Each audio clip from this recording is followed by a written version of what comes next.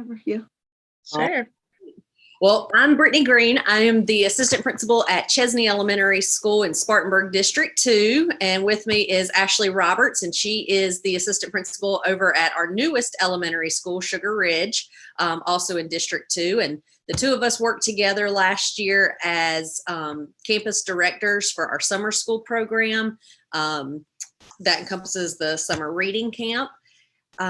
This is the first year that we've actually had two campuses. Normally, all of our students go to one, and Ashley has been running that for the last couple of years. So she brought me on board this year to work on the other side of our district so that we could have more students joining us, and that way we can make a larger impact on the kids that we serve. So we're the two that are presenting, and also our director of elementary schools, Miss Watson. She's not joining us today, but she was a big piece of helping us to get everything organized and letting us kind of bounce ideas off of her and things like that. So we did add her on there. So our biggest goal when we really kind of stopped and thought about what our vision for our summer learning program was really just to get the kids excited to want to come to, it's hard to say, you have to come to school over the summer. So we just really wanted to get them excited about coming. And then we wanted to keep that level of engagement up so that they continued to come throughout the summer.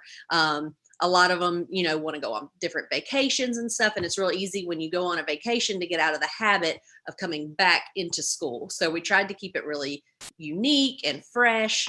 But we also knew coming off of a COVID year that we wanted to kind of address some of the social emotional concerns that our teachers had really been telling us that they were seeing in students.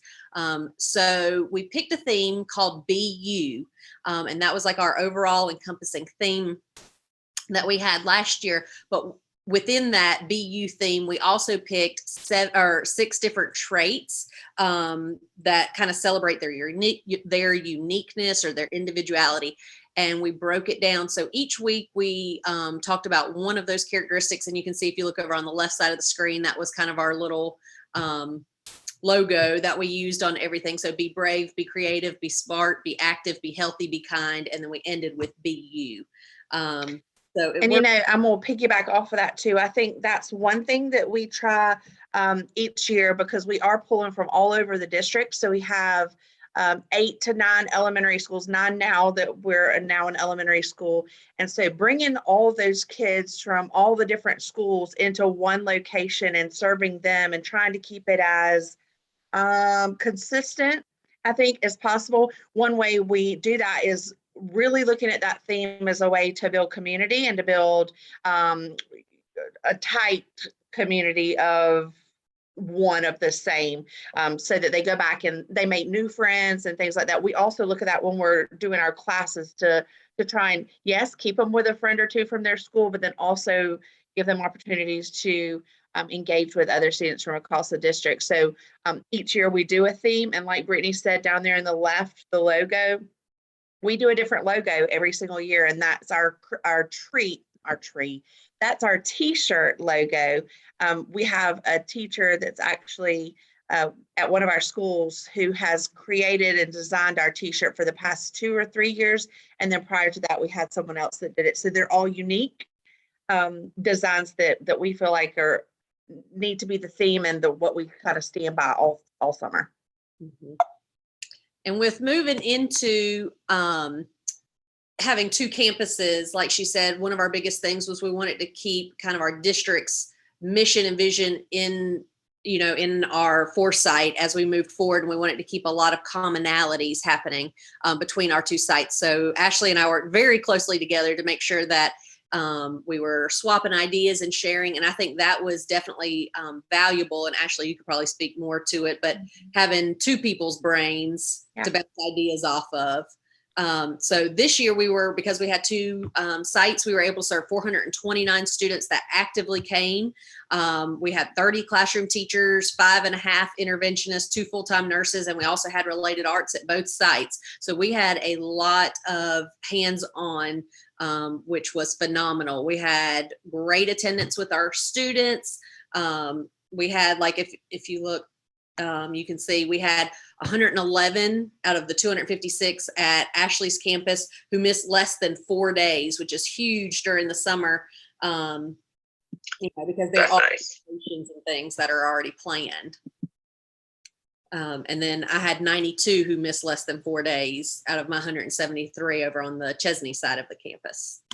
And I think too, like with the attendance, it's so refreshing when we hear parents call, how can I enroll my students? Like word gets out that what we're doing at our summer camp is not traditional schooling. We're trying to tie into the different subject areas and integrate and really make it exciting to where students, they want to come to school. Now, the past couple of years due to COVID, we've not done a whole lot of incentives for attendance like we used to do. If you have perfect attendance, you get an item of a school supply each week. And then at the end of your time with us, you get a bag full of stuff, depending on how many weeks you've had perfect attendance. We have not done that the past 2 years due to COVID. We would love to get back to that, but we didn't want to encourage people or parents to send their kids regardless if they were sick or not, especially during COVID times. But what we did do was try and make sure we had those incentives and the different exciting either field trips that came to us or different things that we're going to discuss this during this presentation, where the kids wanted to come. They didn't want to miss. They were, so, with attendance, it has been better in the past, but I think with everything going on, we did a great job of, I feel like if they were able to come, they came. Don't you, Brittany? Yes, absolutely. And then we just wanted to show off our 2 areas, our staff, because they were the true rock stars of this whole operation. We kind of led the charge, but they're the ones who did the dirty work. They were phenomenal. And they were really bought into the process also, and really saw the gains that their kids made over the summertime. And I've already had several people asking, hey, are we about to do signups again for summer school? I really want to be a part of it again, just because they saw the impact that it made on our kids, and it kind of refreshed a lot of their love for learning. And Brittany, I don't know about your campus, but I know at my campus, we had at least 3 brand new teachers to our district. Now, some of them were experienced teachers, but that was something we also did last year. And we made sure that we partnered them with a seasoned teacher, so that they could get experience over the summer of classroom management, because we know over the summer times that the classroom management is sometimes not as easy as having in the normal school year. So all those things, working with small groups, how much better is that to be able to work with a small group of kids in a classroom of 15 or 12 versus 20 or 25. So I did have at least 3 at my campus. They've all had very successful school years, and we almost wonder if it's not contributed to some of their experience and getting around teachers and having that time to plan this summer and experiment with some things. But they all tended to do very well. Mm-hmm. Absolutely. So, of course, we wanted to center everything that we were doing around books and around literature. So we took our theme that we knew that we really wanted to integrate based off of all the social, emotional components that we wanted to have. And we found a book that we felt complemented that we could really tie into the weekly theme that we were talking about with students. So because of protocols and things in our district, we couldn't have all of the students get together to read the book. So we actually had different staff members from our campus that our students were used to seeing read some of the books, so they had it on video. Another thing that we did was we bought every classroom their own copy of each book, so that they had it, and the teachers used it in their lessons. They went back, they referenced them. And then we also bought several extras that we could raffle off to students for things like if they had perfect attendance or if they showed great gains in reading. We used different things to get them really excited about the book. So that was where some of our literature came in. Ashley, I'm gonna let you take over for just a second. I have a friend. Sure. okay, so like Brittany was saying, we had the book a week, and we also tried to get people that read aloud that could engage. I loved walking into some of the classrooms too and seeing the ways that the teachers were incorporating those lessons and the theme of the book and how it tied into the BU overall. These bulletin boards were at my campus.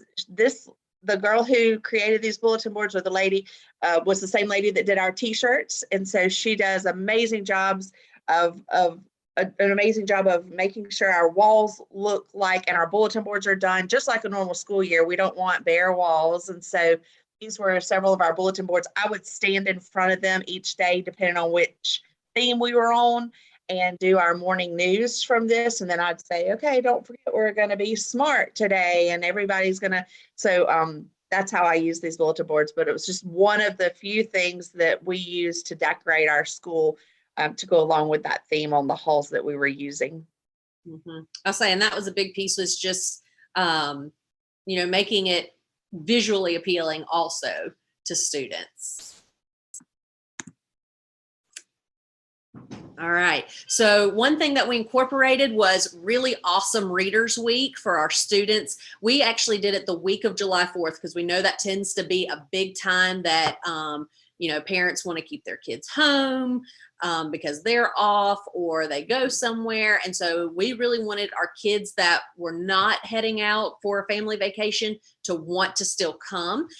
So we did awesome Readers Week, and we just included 3 days of fun. On Tuesday, read with a buddy, Wednesday, read with a stuffed animal, and Thursday, read with a flashlight. So it was very simple ideas that made our kids really want to come to school. So we got really excited about that.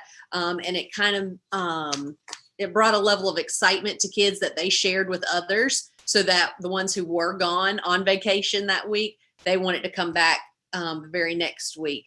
The only cost that we really had were the flashlights, and we ended up keeping those, so we'll have them again this year. Yeah, and I guess I don't know that we said this at the beginning. Our summer program is 7 weeks. So we start pretty much right when school's over. This summer, it's June 6th all the way through July 20th.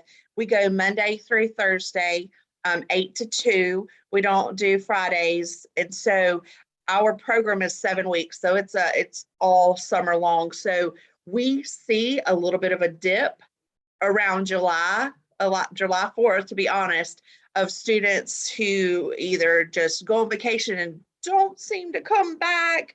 But this year, I feel like with this, and I don't know what it is about this simple thing that we had with the really awesome Readers Week, but they got so excited. And the biggest hit were the flashlights. I had teachers at my school who would create tents out of the desks. She bought just cheap plastic tablecloths and somehow created it around the desk like a skirt, and it went up like that. I don't know how she did it, but you walk into her classroom and each kid had their own individual tent and they had their flashlight. And I'm telling you, when they walked in that morning, it was like, and she put a fake, like a paper made campfire in the center, and she had all of the desks in a circle like they were at a campfire. That was the most excited time, I believe, that we had, or one of the most exciting. When they came in, they didn't want her to take the tents down, but they all opened to the center. They were excited about reading. They read all day long, and they begged to read again. And you can see some of the pictures down there. It's the same way, especially stuffed animals. They were a big hit. I had teachers saying, can they do this again? Can we keep the flashlights a little longer? So the teachers started using this as incentives on other weeks after July 4th of, okay, if we do X, Y, and Z, then on Friday or Thursday, our Friday, they could do the bring a stuffed animal again or read anywhere in the school. They loved doing that too, just being somewhere different and reading. But yes, and we also didn't mention at the very beginning, I apologize, but if you have questions or anything and you don't want to put them in the chat, but you can also please interrupt us if you have any questions about any of what we're discussing today. So another thing that we were very passionate about was STEM integration and getting our students to have a lot of hands-on experiences. We know that most of our students who came to our summer program were behind in some area, and if they were behind, that maybe the traditional way of learning in the classroom wasn't always the best for them. So we really encourage teachers to work on hands-on type items and really getting students engaged in what they're doing. So if you see the little boy playing the little game, that was a writing prompt that they were actually working on. They were doing, they were talking about first, next, then last transition words. And one thing that they had to do was they had to come up with a carnival game to play, and they had to build it. So you can see that's just a cardboard box. And then they took paper and they made smaller hoops. The yellow ones are a little bit smaller and skinnier, so it was harder to get the ball through, versus he had some that were larger. And so they had to work through that process. And when he realized that some of the holes were smaller, then he gave higher point values that you could score if you threw the ball into it, versus lower point values for the bigger ones that were easier to get into. So it really encouraged a lot of problem solving, but then they also had to go back and write about it, and they had to write instructions and directions for if somebody came up to your game and didn't know how to play it, that they could read it and figure out how to play. And so the kids had a blast making all of these different types of games and setting up their carnival. And then they invited all of the other kids around them to get to come in and play some of their games and give them feedback on their writing also. So that was a really neat opportunity for them. Over on the right side, you see the little boys looking at the glass. They had done a lot of nonfiction reading about weather and about clouds. And so they were making a cloud in a jar, which they were super excited about. And they loved learning all about that. And then they did do a writing piece on that. And then afterwards, they made informational videos also to share what they had learned. So that was really neat. We did paper mache. That was our art teacher had based that off of a book. And the name of the book is, I'm forgetting what it is right now, but she had, it was a book on kindness. And so she integrated the book. The little girl had made paper mache. So she kind of integrated that with some of the art things that they were doing. And Ashley, you want to share about the s'mores? I know you guys did the s'mores. Yes, we had one of our teachers that did the s'mores and baking them outside. And so that was another way that they wrote. We tried all summer long, though, to tie in literacy with science and STEM, because we really wanted to pull in on those interests of our students and get them excited and engaged. And, you know, we always say summer's the time to branch out and try something new and see if, you know, that you can get them excited, but then still grounding it really heavily in the arts, or literacy, excuse me. Yeah. Okay, so then this is something that we do every summer, and I'm very passionate about always including the Spartanburg Writing Project in our summer programs. And this is Tasha Thomas always comes out. We've also had Dawn Mitchell with Spartanburg Writing Project through USC Upstate. And I feel like this is a powerful tool. And I know I've shared this before if you've been in other conferences with me, but you know, the teachers get just as much out of this as our students do. So Tasha came this past summer, she came 3 or 4 different times, and it was always like in between, you'd have at least a week. And our plan was to do almost like a coaching cycle. So Tasha would come in, she would talk to the teachers about the students' interests, about what the teachers would like to work on as far as writing. We've had some years where what was planned was way too difficult for our students. We've had some years where the students weren't as interested in the text. So we've worked really hard, and I feel like this year was probably one of the best. It gets better every year of us really matching the teacher and what they found through our interest inventories. That we always start the summer off with an interest inventory, because in 7 weeks, you've got to build a relationship with those students very quickly so that you can, because I'm a strong believer, kids aren't going to learn as much from teachers that they don't feel connected to. So you've got to have that strong connection. And so we do that by interest inventories at the very beginning. So we use those. And we actually had our teachers and students do this prior to come into summer, so that we could quickly know our students and some of their interests during planning. So teachers met with Tasha. They told her exactly what they wanted to work on, what they wanted to see. And this again is PD for the teachers as well. She came in, she worked with our students in small groups. She took them through a writing process and told them the goals. She left them with a task. So the task that they were left with would be worked on all week and followed up through their classroom teacher. And then when she came back, she went through the different stages of the writing process. So our teachers got to witness her conferencing with students for writing. They got to watch her, helping through the editing stage. So even the publishing stage. This is a great opportunity, and our students really enjoy because she uses high-level interest text, and so it was just a great experience. What about you, Brittany? Did you have anything? Oh, yeah, same. This was the first time I had gotten to know her and to know the organization. And they do a phenomenal job. So if you have the opportunity to work with them, I definitely would suggest, if you're in the upstate area, to reach out to them, because they do bring that high interest to the students. And like you said, the professional development, our teachers loved watching somebody else teach, and kind of bring in things that maybe they hadn't thought about yet. And she also leaves all her materials for them. So anything she uses, she puts in a Google Drive, and then they have that to use even in the regular school year as well.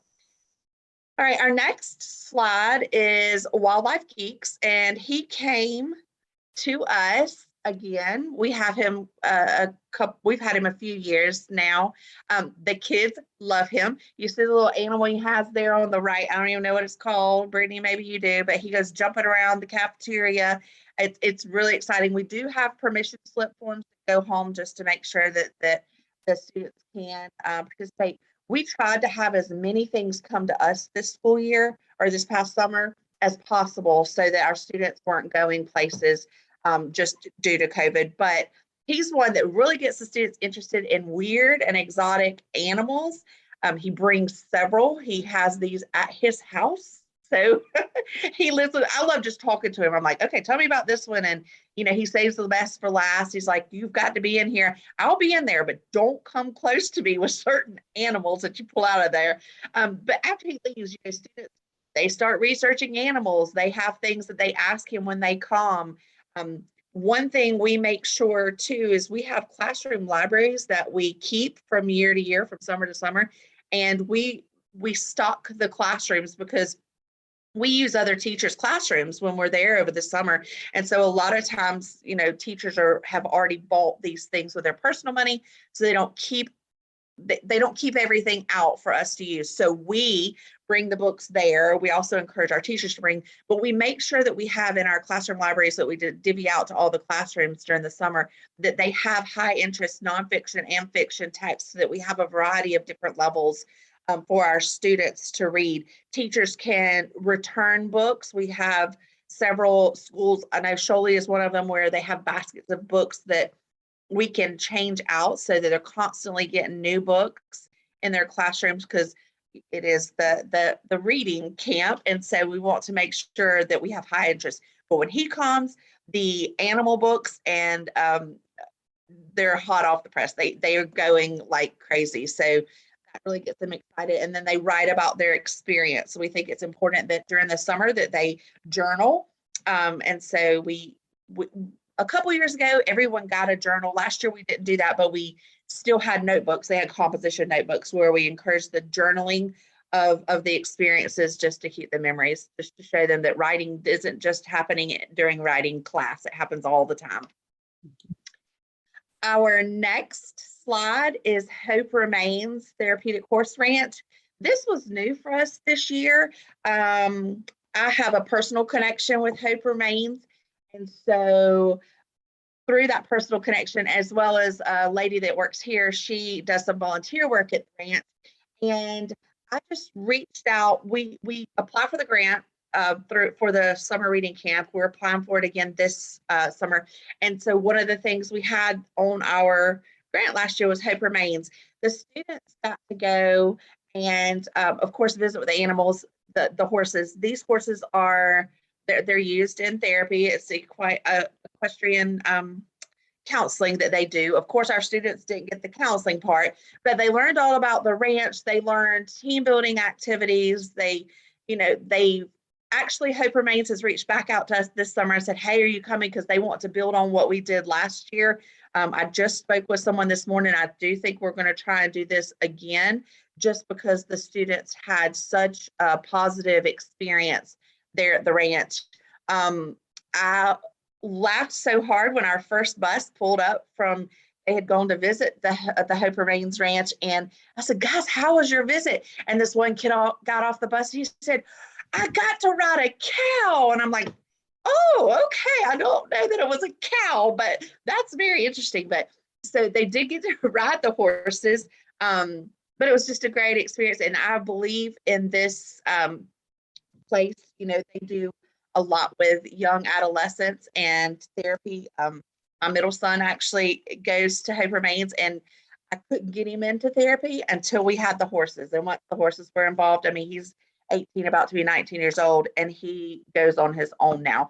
So I really believe in bringing in the horses to help calm and the animals. Do you have anything else you want to add to, Brittany, about the ranch experience? No, it was fantastic for our kids because a lot of them have never had this experience before, to get to learn about what it takes to take care of animals, what it takes to, be a good friend to them, how to talk to animals appropriately. So that was huge. And again, as soon as they came back, the first thing they wanted to know was, do I have any horse books? Yeah. So I was going around looking for lots of horse books, fiction and nonfiction. And I have a little girl who is a third grader who was very excited about the horses, but I also knew, because she was one of my previous students here at our school, I knew that she liked historical fiction. So we were able to go find books that had horses in them with the main characters. So she just kind of took off. It really connected to her, and it was something she wanted to read about. And I know Hope Remains, someone asked if this is, I believe the question is to Hope Remains, if it's open to anyone else besides Spartanburg. You would have to reach out to them. They're located in the Inman area off closer to us. I do know that last year we had to take small groups. I believe we were allowed to take 20 or 30 each time. So we had to spread it out over a couple of weeks, that we took different classes each time, only because of their size and their staffing over the summer. But this was the first time that they've done something like that. And it was just through me reaching out because of my son going there and just trying to think of other community resources that we could use and pull on. I do know that they do summer camps all throughout the summer, but having large groups, that was one of the things that we worked out last year, though, was scheduling it. So we only took one grade level. We took our rising third graders. Yep. Ms. Roberts, how about the writing project? Is that only for Spartanburg County? Well, I can reach out to Tasha about that as well. Okay. The writing project. I've known Tasha for quite a while. She does do a lot of work in the Spartanburg district. She and Dawn Mitchell as well. The summer thing, a lot of times she will just work with me, and we just kind of, I don't know that she does it during the summer, but during the school year, they work at different schools. They can contract out through different schools as well. So definitely something to reach out to. It's Tasha Thomas at USC Upstate. She's great. You could definitely reach out and ask. Yep. And I just went on the site to look to see if I could quickly find it, because it is run through USC Upstate. And so they do use their resources throughout the year. And it definitely mentions Union County, Gaffney. So there are several upstate counties that utilize them for their planning and things. And it looks like they offer different conferences and stuff. So I would definitely reach out and ask them, about availability, because they are phenomenal. Wonderful, yes. Right. Okay, so each summer we also choose different authors to come and present. One that has been now 2, maybe 3 times is Jonathan Miller. He is great. He is a local artist. He's actually out of Charleston. A lot of his books are out of Charleston. He was willing to work with us. He came face to face last year. He is author and illustrator of his books. He actually teaches the children or shows the children how he cuts up little pieces of construction paper in order to create some of his illustrations. It's really interesting how he will take them through his entire process of how long it takes to write a book. I think it's important for our students to hear a book doesn't happen in one day. A lot of times they think that. I know, the professional book, No More, I'm Done. I think of that every time I think of, a writing workshop in the classroom. Okay, I'm finished. What now? Well, I don't know that an author's ever really completely finished, but he talks about the process of just how long it takes him to go through and create a book from start to finish. Each student got the book. We also try and do that. One year we had multiple authors come, and so what we did was each grade level got at least one of the author's books, but we do try and purchase books from authors that we have come and visit to give away to the kids for their home libraries.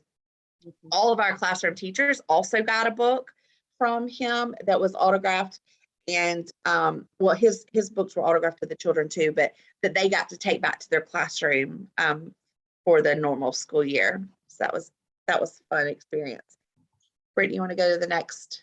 Well, I was going to show them real fast. So something that he pointed out, I happen to have a copy of it sitting right here under my desk, and I remembered that I had it. Something that he also pointed out to our students that was really neat was that he found an error in his own book after 10,000 copies had already been printed. Nightmare. Yes, and he was showing them that it's okay to realize that you made a mistake. Even a published author makes mistakes. And he said the publisher asked, do you want us to try to recall these books, try to reprint it if you fix it? And he said, no, I want to leave it because I think it's an important lesson to always go back and double check your work. And so I just went and found the book. And so in this picture, you can see it's very detailed. They're in a spaceship, and he was saying that he forgot to draw the inside of the character's ear. So you see, he forgot to draw all of the little components of an ear. And he talked about how easily things can be overlooked in your writing, and how whenever you think that you're finished, you might not really be finished. And it's okay to realize that you've made mistakes and go back and correct them. Yes. So he's one of our favorite authors. Like I say, he's been a couple of times. 2 other authors that are really great. Stephen Swinburne, he does the Ocean Soup, Tadpole Poems, and some other poetry books. He came the previous year. He's wonderful. We actually had him on Zoom, and he was so entertaining. He was dancing and singing for the students. So again, that was Stephen Swinburne, Swinburne. He was a very entertaining author. Another author that we've had in the past that we really enjoyed was Mike Knudson, Knudson. He does the Raymond and Graham books, and his are chapter books. And so we actually did a chapter book read aloud that year of one of his books before he came. And then when he came, as he was presenting, he was drawing the characters in his book. It was the neatest thing. And so he left, and there was this mural of his characters from the book. And as he was talking, he was drawing them. It was neat. So those are excuse me, those are 2 of the authors, or 3 of the authors now that we really enjoyed, that I would highly recommend if you've not had them come to your school. Excuse me. All right, the most exciting part of our summer programs are the book giveaways. So normally we have a book giveaway where, yes, I'll put the author's names in the chat box in just a second once Brittany takes over. So we normally have book giveaways where we will go to, well, one year when it was COVID year, we set up in the community. We went to 2 or 3 or 4 different local churches on each sides of our district. And we mailed out tickets to the book fair, and we had the students come, they'd exchange the ticket, they'd get a couple books. We also had an icy set up icy station. They'd get theirs icy, and then we'd let them leave. We always try and give 7 to 10 books per kid because we want them to be able to take those home. Other years we've set it up in our gym or our cafeteria. We've brought the parents in for reading night, and then before they leave, I'm sorry, they get to shop. They get to shop for books. That's always been very, very, very exciting. Well, this year with COVID, the book orders were not happening. We could not find a company that could get the shipment of what we needed in quick enough. So Brittany and I were like, what are we going to do? We reached out to Scholastic, and they were able to send a book fair, just like you do during the normal school year, to us. We gave each student a set amount of money that they could spend. I am so sorry. And they were able to spend that. They could also bring their own money if they wanted to. The only thing I did with Scholastic was I told them to send $5 or less books. So we did have to alter what they sent a little bit. Brittany, do you want to talk more about that? Sure. So Ashley had worked. While I drink my water so I don't choke to death. What'd you say? No, I was say Ashley worked with Scholastic to get all the books in, and we ended up just putting it one at her campus, and then bust our students over, just since she has more at her campus, bust our students over there. And it was such a fun day for them because they loved picking out all of their free books, and because it looked like the book fair that they're used to seeing. They were super, super excited about it. And we did allow kids to bring in money, but not as many of them brought it, because they knew that they were already going to be getting books from us. Ashley did also request not to bring all the extra items that they tend to have with book fairs, so that it wasn't a distraction for kids, all of the extra, the posters and the cookbooks and things like that, that might not have been things Yes. kids would have wanted. We also did allow our teachers to pick a few books for their classrooms that they thought would be engaging when they got back, that they might want to use for read alouds with their students. Okay. So we had a field day also right at the end, just like a regular school year. We had to have it indoors because it poured rain on us last year. So we did move it indoors. But the kids, they didn't mind. They still had a blast. We worked on, of course, there's always the physical movement component, but lots of team building, a lot of reflection on things that we did. We talked a lot about our uniqueness, how you could be smart, how you could be creative. So we pulled in all of the themes that we had talked about for the last 6-7 weeks about how everybody is different, everybody is an individual, and we pulled in fun field day type activities for them to do, just to kind of celebrate them, celebrate their accomplishments of being there.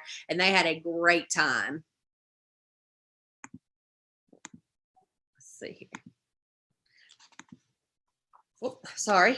We had a ton of community partnerships, as you've probably caught on. We did partner readers who would read to our students so that we could zoom that in. So over on the left side, that's actually our school nurse reading a book to one of our students. We did the free lunch programs out of our school also. So our students that came, they got free breakfast and free lunch automatically. So that's our students eating their breakfast and lunch. But then also, if you look at the boys that are sitting on top of the coolers, we did breakfast lunch boxes for a whole week, so that even our students who were not involved in our summer reading camp could come and pick up a box of food. And we worked with different vendors to make sure that we had enough food. We actually had our high school cafeteria staff come over and help pack all of those boxes. And then we have a Boys and Girls Club program at our school also, and we used some of their kiddos to help us pack those and serve those. And then we made sure that all of our kids, that because they came Monday through Thursday, we weren't feeding them Friday, Saturday, Sunday. So we sent home boxes of food with them that had 3 days. So we had 7-day boxes for kids that weren't here. We had 3-day boxes of foods for our kids that were here. So it was quite an undertaking of trying to make sure that we had them fed, but that was also another incentive to keep coming back every week, was you got to go home with a box of food, and they were very excited about it because it had the individual cereals, which they loved. It had fresh fruit in it. And it had things that were easy enough for the kids to eat or heat up themselves. And it came with instructions. Our cafeteria throughout our district just did a really great job of orchestrating that and getting us the boxes so that we could get them delivered to our kids to make sure that they were full. Other things that we did, we partnered with the Spartanburg Public Library. I know a lot of you guys probably partner with your public library, and they were able to send over books for our kids to have, to pick out. And we also partnered with Barnes & Noble. If you have a Barnes & Noble near you, they do a summer reading program, and our kids filled out the reading log through them. And they have several different choices of books that they can choose. And we completed that, sent that over to them, and then they shipped us the books so that we could get our kids. So we really, our big goal was, you know, to keep them excited and to get lots and lots of books into the hands of our kids, things that they, you know, would be excited about and want to read about. Communication, Right. huge. Yep. Tell them about the postcards. Yes, yes. So we know that communication is like one of the main things that we want to make sure that we have clear communication, that our parents and our community know what's going on at the summer reading camp. They know what's going on inside their students' classrooms, but also with the COVID restrictions, it was hard for us to open up our school and allow parents in over the summer. So the first thing we did, you could see the postcard there, the light blue. That's a postcard. We did 2 different designs of the postcards, and every student received a postcard. So when we have our first of this summer, we have a This was our a other work- one. yes, we had 2 different ones. We had our work day. We gave out postcards to all teachers. They had to turn them in by lunch. They wrote a little something to each student that they were going to have in their classroom, just saying, I can't wait to see you on June 2nd or 6th or 7th or whatever day it started last year. You know, I'm going to be your teacher this summer. We can't wait to see you. And we mailed all of those postcards at the beginning of the school year. And then we also, the second postcard, what we did at our campus was everybody filled one out at the end of the summer and just said, I had a great summer. I'm so proud of your progress. And then I hope you have a great school year. So we wanted them to get a little something too after they went home after our program too. So that was one way that we communicated through mail. Brittany, did you wanted to? So we did the same, the beginning postcard, welcoming them and trying to pump them up to come. But then we used our second set of postcards throughout the summer. We kind of paced it a little bit just to kind of keep them engaged with coming and letting them know, you know, if a kid really made a great gain or if they had just done something awesome, you know, they were being a great friend to somebody. So we used those all throughout the summer, and our related arts teachers had some. And so they were constantly writing them out, and we just kind of kept them going throughout the summer. Awesome. All right, the SLA, SRC, the open house there, this was something new this year that we tried. We did a virtual open house. We normally open up the building, have the parents come in that first week on that Thursday. We give them Monday, Tuesday, Wednesday to create their classroom, to build their classroom with their students, and to get work and things like that, and the schedule going, and we invite them in. So instead of inviting them in, we just ask each teacher, and some of them worked as a grade level to do this, but the QR code on the right would be for the classroom teacher. The QR code on the left was from the office, or vice versa. So I did a video and I just went over our expectations for the summer, things like drop-off times, pickup times, what they could expect as far as weekly communication. So we did a QR code for that, and we had a video, and then the teacher did one. And the teacher's main goal was to show the classroom. We wanted them to welcome into the classroom and then go over their daily schedule. Like first we start with independent reading, and then we work our way into this and that. And so they kind of gave them a glimpse of you know, our phonics lesson using OG. Well, here's what it looks like when we have the hands-on and the, you know, the different signs that you would do with the different sounds. So the teachers really felt like this was an easier way to let the parents see a bigger part of their day instead of just coming in. So I don't know that we'll do away with that. Even if we do the open house face to face, I really liked the video because I felt it was like a personal touch that every parent could view, even if they couldn't get off work to come into the school. We use Seesaw in our district. It's huge throughout our district. And so most parents already have that. That's been one of the biggest compliments, I feel like. What we've been using Seesaw as a district for 2 years, right, Brittany? 2 or 3 years, maybe 3 years. But we want 100% every participation. We really strive at the beginning of every school year to get 100% participation from our parents. And then this is a way for kids to share as well as our teachers to share. So we continue that over the summer. We feel like it's important and an easy way for us to communicate. And because it's the same platform for all of our elementary schools, the parents have had great things to say about, well, everybody uses Seesaw, so I don't have to worry about this teacher for my one student using Seesaw, the other teacher from other student using Remind or whatnot. So we all use the same thing. Brittany and I work hard to get a schedule or a calendar out every single summer.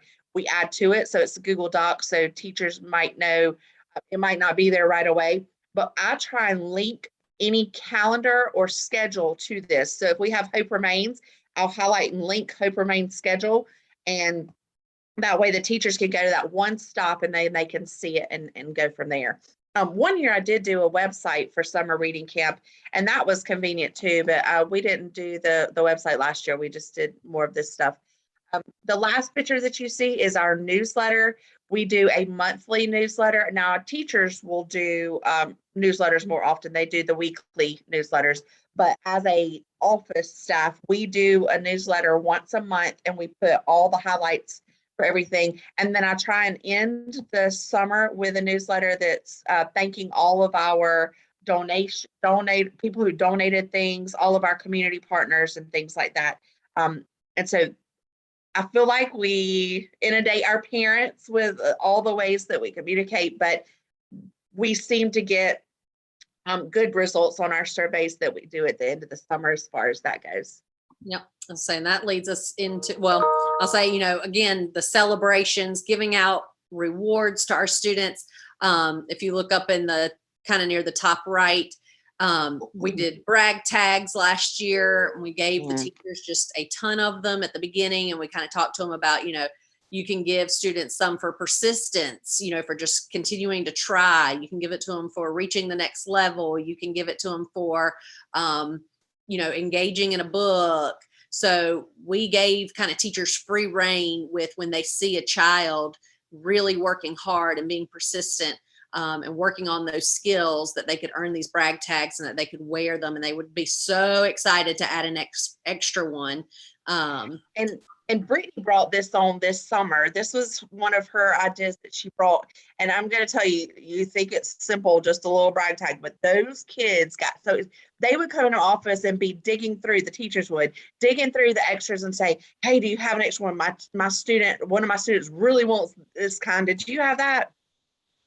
Oh, yeah. Oh, yeah. They got super pumped about it. And then they would wearing them around the school, I was like, oh, let me see your brag tag. And they brag. They really loved the tags. And there's lots of different companies that you can get them from, but you can get them off Amazon too.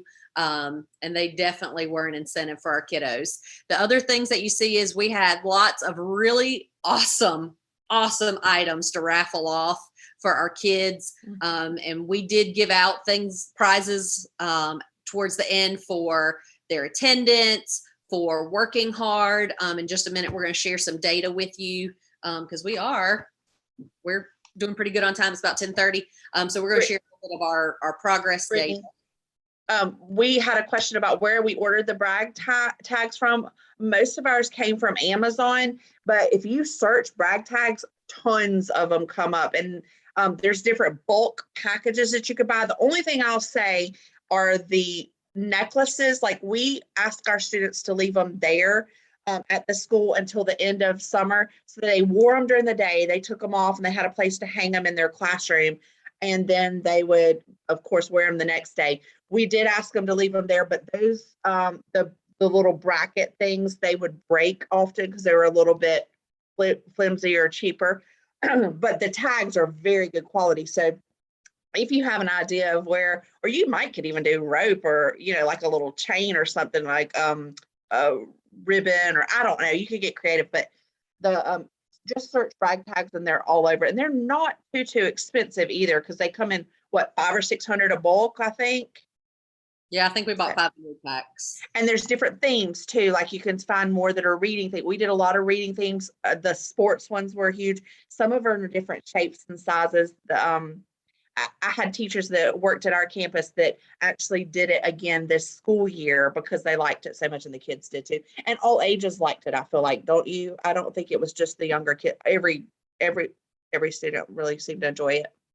Yep, I was gonna say, and we worked with a lot of our local community partners to ask for donations to give our kids. So that's where we got a lot of those. We didn't purchase any of these items. They were actually all donated to us by just different local organizations that we called and said, hey, would you mind donating a couple of items for raffles for our kids? And they were more than willing to help. And I think they actually got a lot of enjoyment out of providing some of these fun items for our kids. Ashley, you want to do the survey? Yeah. So like I said earlier, we survey our parents, we survey our students, and we survey our teachers every summer at the end of summer.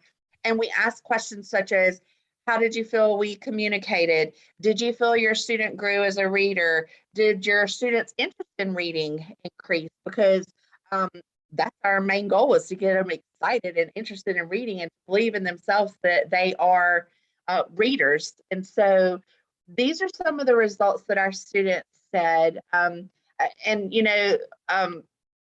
There were several. Everyone turns one in. The parent one, how we get those, we do them by paper. We've thought about doing electronically, and maybe we'll move to that. But I just feel like when we take that piece of paper and send it home and get it back, I do it by, if you bring it back, you get a little dum-dum sucker or something. I just give out a sucker, and I stand at the front of the room during our morning meeting or during breakfast, and they bring it to me and I give it back.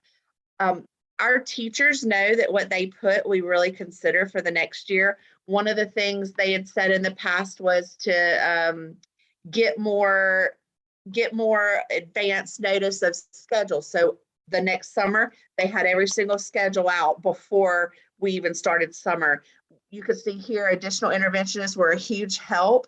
And so putting books in the hands, but anything they put here, I make sure to say the following summer, okay, based on our survey results, this is where we reflected, because I feel like it's important for us to always reflect and grow and improve from year to year. Our parents as well, they felt they were well informed, their children were given a chance to improve, want to continue this summer opportunity. There are some parents who give us feedback on, wish we could have come into the school. So we use these survey results as a way to grow, and they've always, the past several years, they seem to have been really positive.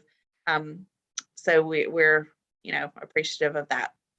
Oh, yes. And so, of course, we always, we know that the kids had a great time, but we also wanted to make sure that we were really trying to target those reading skills with our students. And we used iReady. That's what our district uses as their benchmark. And so we used our iReady data from the spring that they took before summer school, just because that was our most recent data. We used that as kind of our pre-data, and then we gave all of our summer camp students iReady the last week, so that we could kind of look to see if they had grown.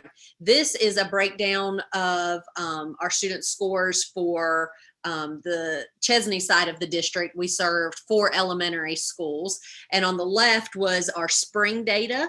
And then on the right was at the end of SLA. So if you look at that, you can see that we increased the green.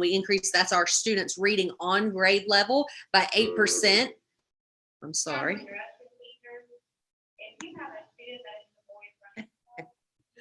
Real life, right? Yeah, exactly. And so we had a nice increase, 8%. We reduced our students that are 1 year behind by 5% and 2 years behind by 3%. So we liked being able to see, even though it was only 7 weeks long, that we were able to make an impact on our students. Same thing with Ashley, the side that she served, she had 4 or 5 elementary schools over on her side. And if you look at the green, even though they're kind of turned, if you look at the green, hers was about the same. She increased the students on grade level by about 7%, and decreased the students that were 1 grade level behind by 2% and 2 grade levels behind by 5%. So they had a lot more growth there, which was really exciting to see that we're trying to help close some of that gap for our students, not just prevent the summer slide, but actually close that gap for them. And then the other thing that we really wanted to look at was our 3rd grade students from both locations, and looking at on the left, you can see there's a big difference, especially in the red, for our students that moved from being at risk for their tier 3, which is 2 grade levels behind. We pushed those almost into the yellow, and then we pushed our yellow into the green.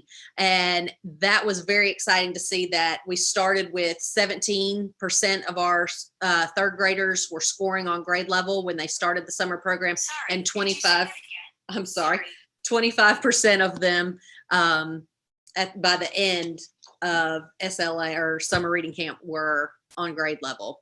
Yes, and I know this isn't in the, I know we're getting to the last slide next, but I also wanted to share a couple of things.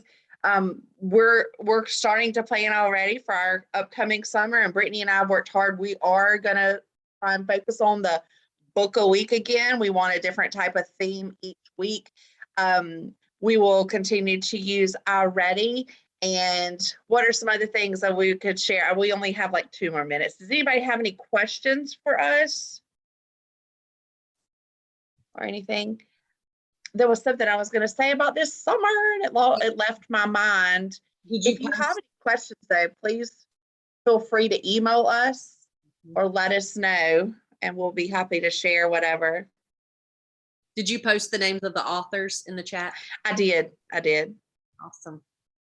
Yes. So if there's anybody else that has any other questions or anything, we just really wanted to make sure that we were keeping our kids just very excited, very engaged, wanting to have books in their hands constantly throughout the summer while fulfilling all the other needs that they have, meeting some of their social emotional needs, feeding them, keeping them excited. And also it is their summer too. So we wanted them to have a little bit of fun. And that's something we didn't really go into, but we do have guidance counselors on session on our campuses. This has been going on for about 2 or 3 years now, ever since COVID. And they really have been a huge asset to our program. Just adding the guidance counselors in they talk about the social emotional. We use Second Steps curriculum. We've also used other things. So that's an added piece that we should have included. We didn't include this time, but we appreciate all of you taking time to join our session this morning. Again, Brittany and I are both willing to share anything that you saw today or any of our ideas, but we're excited to be here. And I know Miss McNeil put the sign in link a couple of times, so just make sure that you've signed in to get the credit. Ms. McNeil, anything else we need to? Oh, you all did a wonderful job. Thank you.